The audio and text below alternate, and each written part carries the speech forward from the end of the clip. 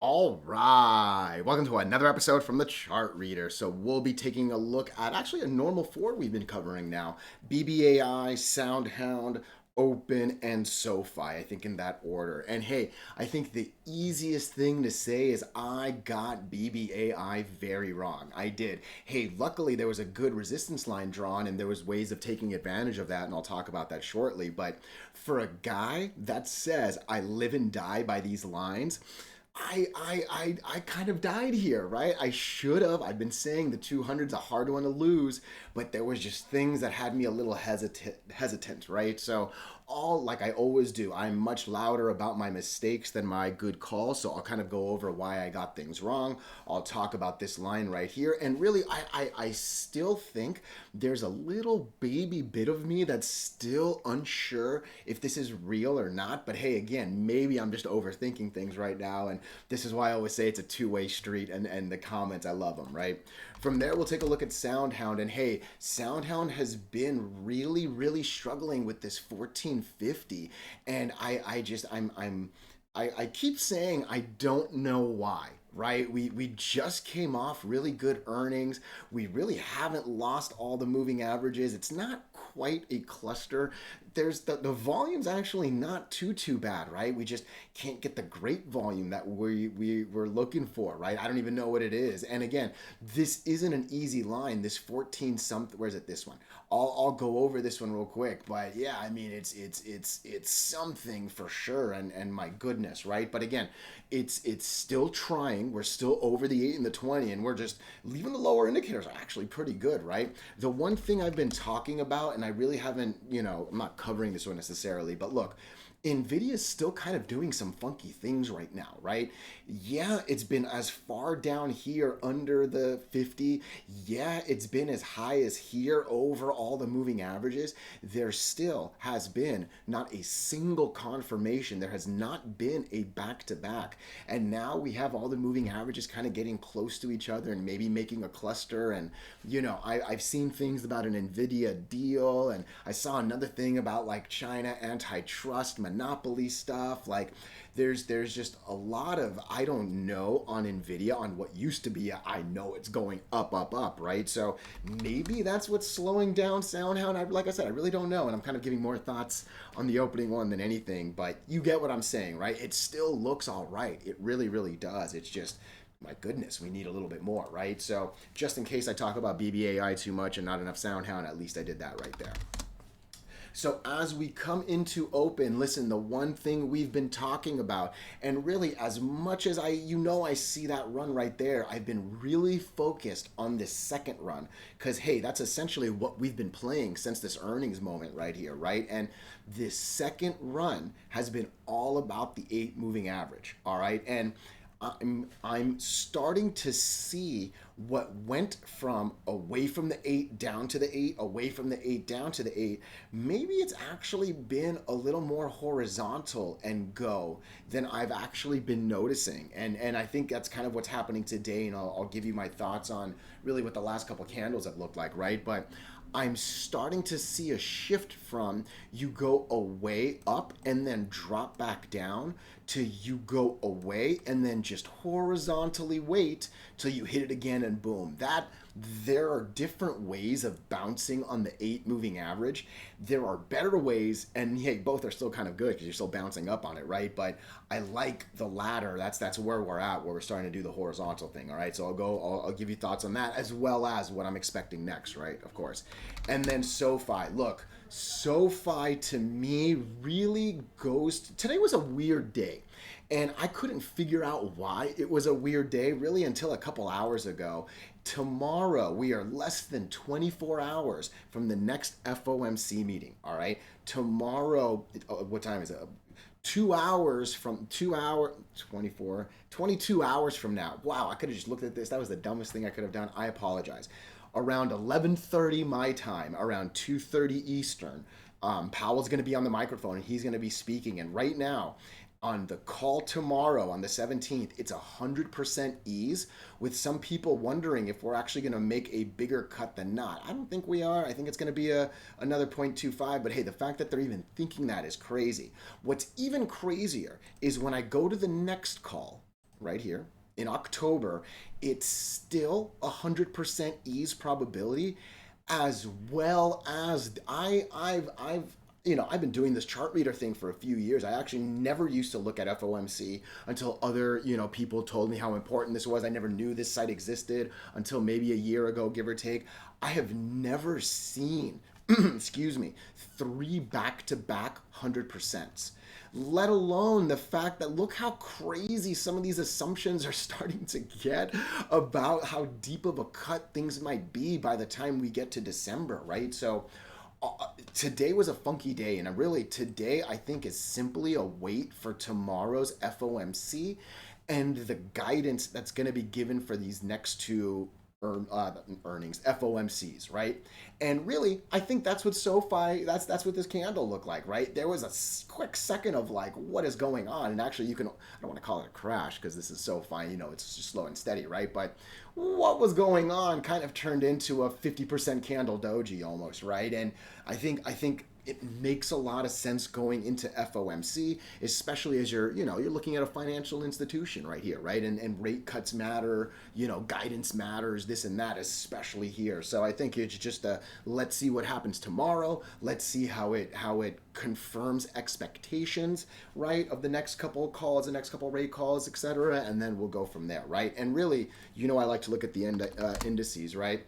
I think S&P 500 look identical to SOFI, right? It's just kind of like what's going on here? It's not like the lower indicators were bad or anything like that, right? But it's let's see what Powell does tomorrow. When we look at NASDAQ, pretty much the same thing. You can arguably say a little bit better because we're over 50%, but hey, whatever. It's still that doji, right? It is still the Dow Jones that's bugging me. Again, we're still over all the moving averages. This thing is maybe just not quite taken off yet. Maybe that's what's kind of annoying me. I don't know. You know me. I'm a little bit greedy and I like things to run, and this is just a little slower than I like. But again, whatever.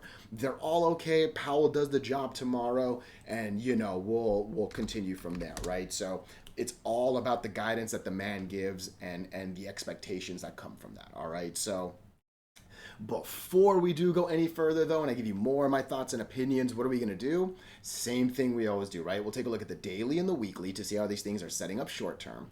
We have our 5 moving averages. There are horizontal support and resistance lines that I do draw manually myself. And then when we are done up here, we'll use the MACD, RSI, and volume as our lower indicators.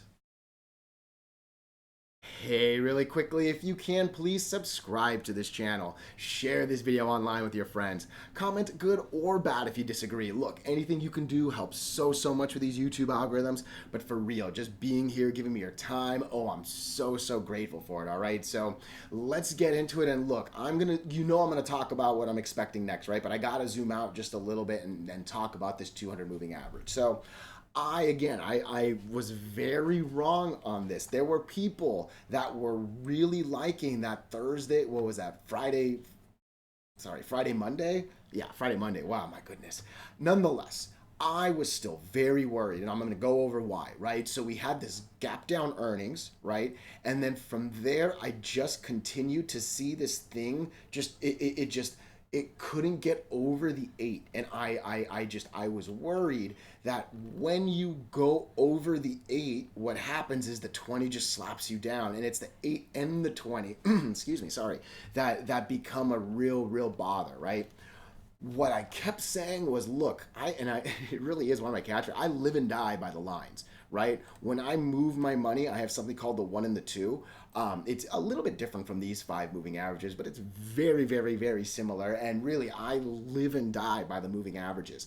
I actually, in a lot of ways, would say I died on this one. And hey, it wasn't like it went down and I lost money. It was more, I lost a really nice move up, right? This thing was you can basically call it 5, but yeah, it was definitely sub 5, and we're knocking on the door of 6 right now, right? Like, it's a beautiful move right there, right?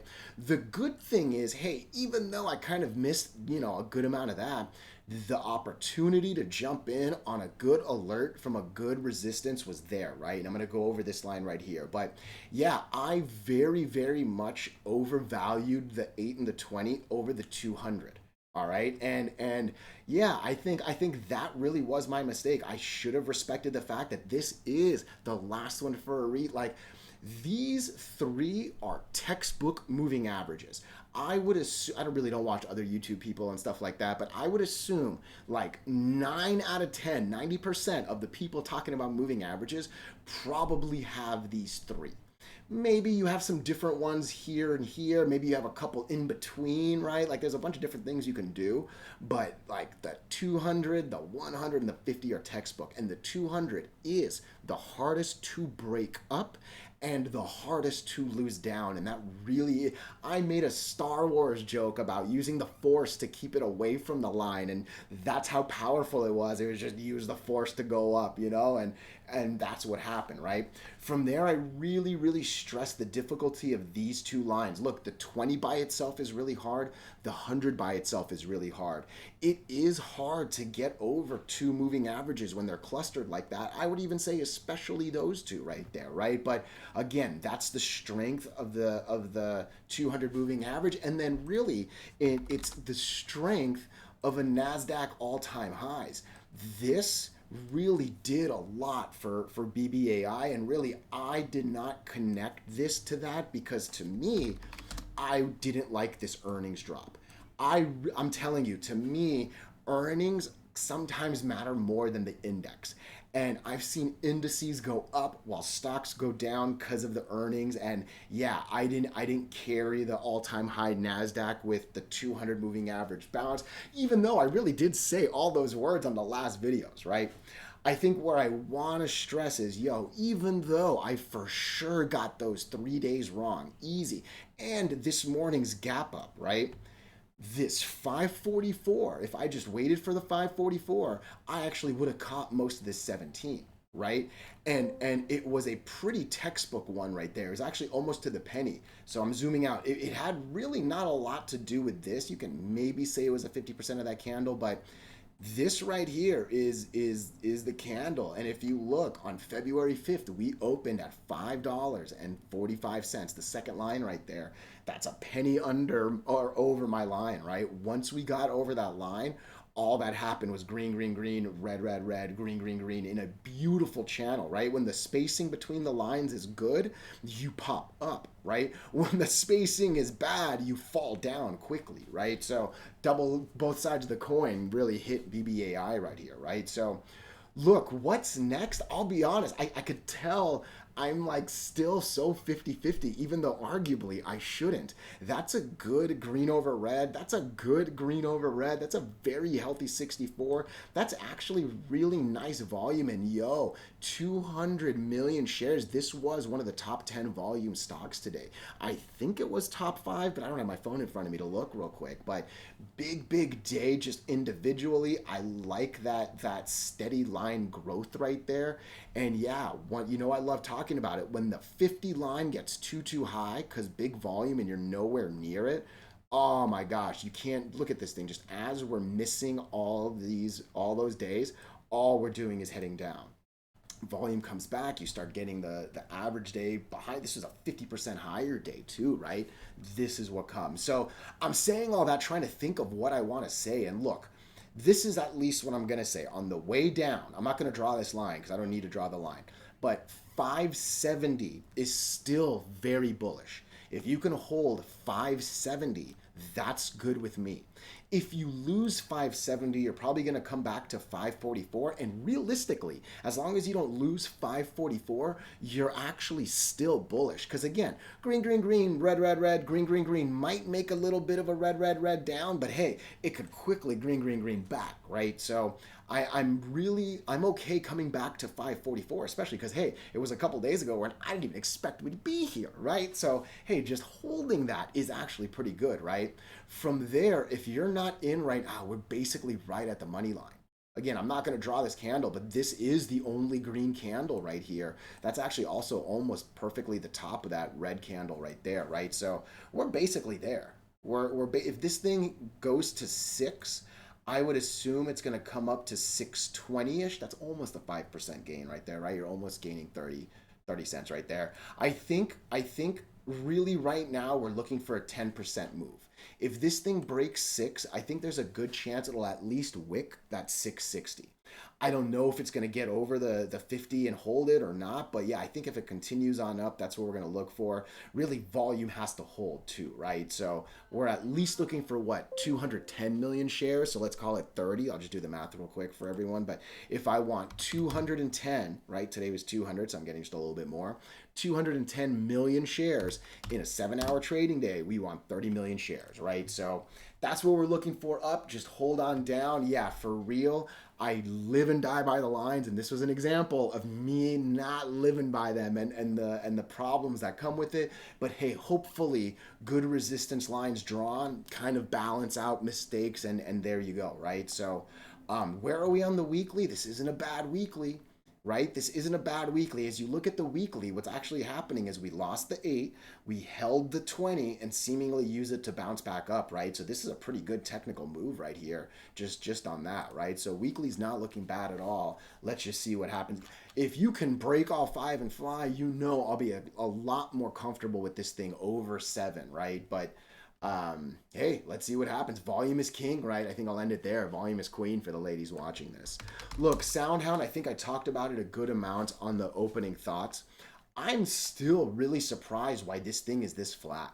This 1451 line, right? Like, where are we? It's this thing right here. There's definitely a little bit of a horizontal thing going on right there. Dun, dun, dun, dun. Let's keep coming back. What's going on up here? Is it this? Hey, that's what it is. And you know what? As I'm saying this, I remember saying this on the last video. Let me zoom on in. Give me a sec. I think it was actually the come on, don't freeze on me. This is the first and only good green candle during the IPO before it just tanked. That physically is our 1451 line. This is an IPO resistance. It is a lot harder of a line than it should be. This thing is still doing the job really well. That is what it is. That's at least well worth saying. Again, if you watched the last video, you already knew that because you remember things way better than I do because I look at too many tickers. But hey, this is a tough line. We're holding the moving averages. Our lower indicators actually look well. The volume is actually there. We're living at the white line. If we just get a little bit more, if that FOMC thing goes well, right? If NVIDIA brings a deal, right? Like something. But I'm okay with this, especially remembering now this is an IPO line. It's as difficult as the gap fill borderlines I talk about often, all right? So let me know your thoughts. Let me know your opinions, even if you disagree. Let's talk about open really quickly, all right? And I say really quickly, but you know I'm going to make it good and really quickly. So as we've been talking about this run, number one, I love saying this. I completely missed that run. Completely. This thing went from 50 cents to 5, and I completely missed it. All right. And trust me, I didn't like that, right? I would have loved to catch it. But if you are patient, if you wait, if you let the lines tell you what to do, we've caught just about every single bit of this. Personally, I'll tell you, I sold right there. But yeah, I got right back in when we got over, and here we go, right? So I'm probably a little bit closer to this side. There are definitely people that have been watching this video that way for sure caught this entire ride, right? So don't worry about missing the stuff. Let's just focus on where we're at right now, right? So what I've been doing is focusing on this second run. And the entire second run has been about the 8 moving average. What we do is we go up from the 8, we come back down to the 8, we bounce up to the 8, we come back down to the 8, we go up, we come down, we go up. Honestly, I was expecting this to come down hard like that, and it didn't. And that's starting to change how I look at the stock. My kitty's at the door right now. 1 second. Hey, come on in. How you doing? Okay, so this horizontal, and look, it is embarrassing to compare SOFI to open, all right? But I remember talking about this many, many moons ago, all right? What the stock used to do was go up from the 8, down from the 8, up from the 8, down to the 8, up to the 8, down to the 8, up to the 8, down. It would really go up and down, up and down. Then what started to happen was it would go up and horizontal, up and horizontal, up and horizontal, up and horizontal, right? And that's so much easier to swallow. Because trust me, and you heard me say it on the video after this thing, we were at 1050. And I was actually worrying about it coming to like 8 something, right? Because that's what it used to do. The fact that we've gone up and away from the 8 and basically stayed horizontal until seemingly the 8 catches up, and then hopefully it looks like tomorrow is going to be the day. If not, it's going to be Thursday must. But we're probably going to be right on the 8 tomorrow, and then Thursday's going to decide if we go up or down, right? And historically it has. There's no such thing as assumption or guarantee and all this or that, right? But that's what this thing keeps telling us it's going to do, and that's what we got to assume it's going to do until it tells us otherwise. I think the single worry I have, but again, we've seen it before, is we've now got a decent 3-day drop. Hey, we just saw a decent 3-day drop. On the 3rd day of the drop, there's actually a rather large miss of the 50-day line, right? Obviously from there, boom, boom, boom happened, right? This thing's freezing a little bit. But right now, what we're really looking for is, I think, just one thing. What's going to happen at the 8 moving average? And it feels like it's going to be right around 860. Maybe it'll be this 810 point. I don't really know. I don't know the math behind these lines, right? It's not going as exponentially up as it was, but I like the fact that it's stopped going up and down, up and down. And like I said on the opening thoughts, even this one, as I've been saying up and down, actually went up and then kind of stayed completely flat until it went, right? So again, as you see the charts, you kind of you go back and you see things otherwise, right? But as long as we're over the 8, we're all good. If we lose the 8, things will get a little dicey, because from there, the 8's basically at $8 and the 20 is kind of sitting somewhere down here at 6, right? So just be careful on that.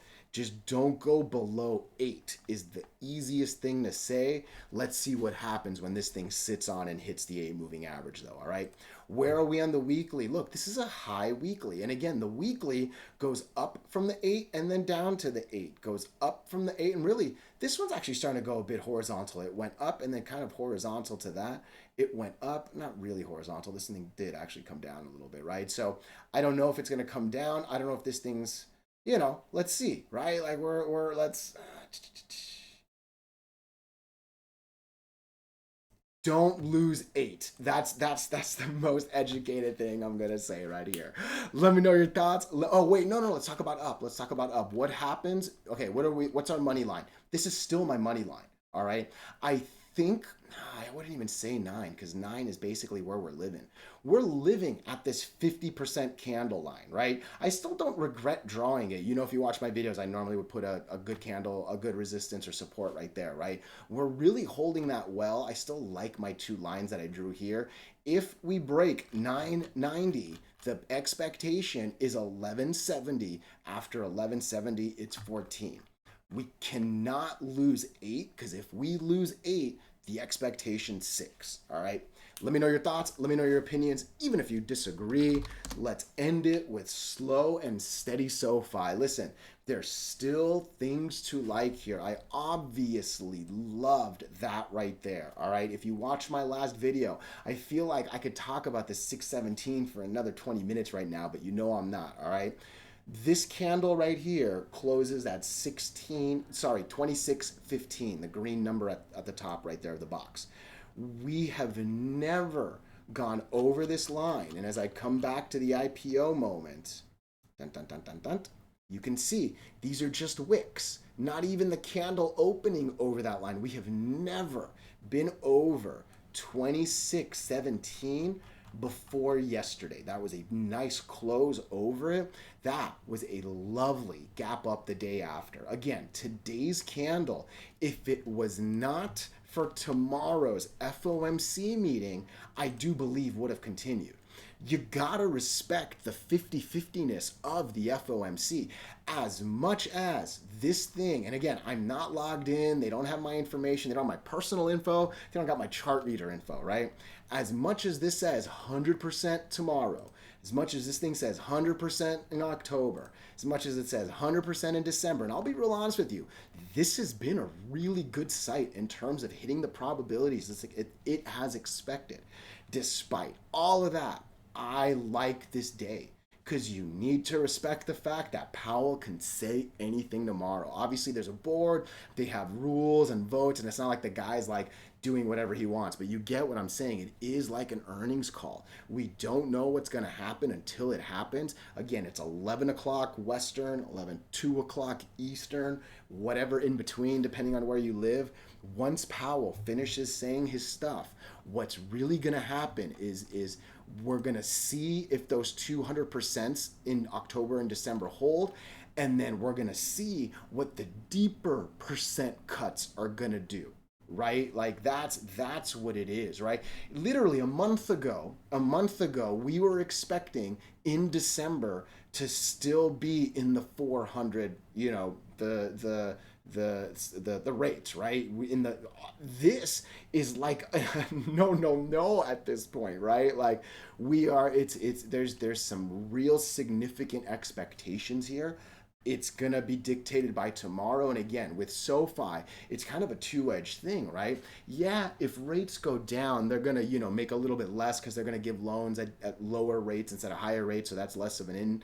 But when rates lower, they should get more loans, and more people are a little more enticed to, especially because they also think that there's gonna be cuts coming, and they can probably refi the things that they're buying now. So the added interest in more loans probably outweighs the 0.25 that they would charge more for not that much activity from what it sounds like, right? So yeah, and again, we are coming off good earnings. We talked about the historical movement of this thing. After earnings, we go horizontal till the truth. After earnings, we go horizontal till the truth. After earnings, we went horizontal till seemingly the truth is starting, right? So still really nice lower indicators on the daily. Weekly's for sure really high, but hey, all this thing is doing is bouncing up. And hey, I actually like that it looks like we're starting to live in the higher RSIs, right? Look, I use this. It is unfair. It is unfair to compare it to Palantir. Palantir is a government contract thing and multiple governments, but what Palantir used to do is it would have a high RSI and then drop. It would have a high RSI and then drop. Kind of tries, but then try. You know what I mean? Like this, it's when a stock can start to kind of live in high RSIs in the weekly, it does some crazy things. And then again, Palantir, pop, drop, catch up, and go. SOFI, pop, drop, catch up, probably go. That's really what we're looking for here, right? So let me know your thoughts. Let me know your opinions, even if you disagree. Oh, I appreciate you so much.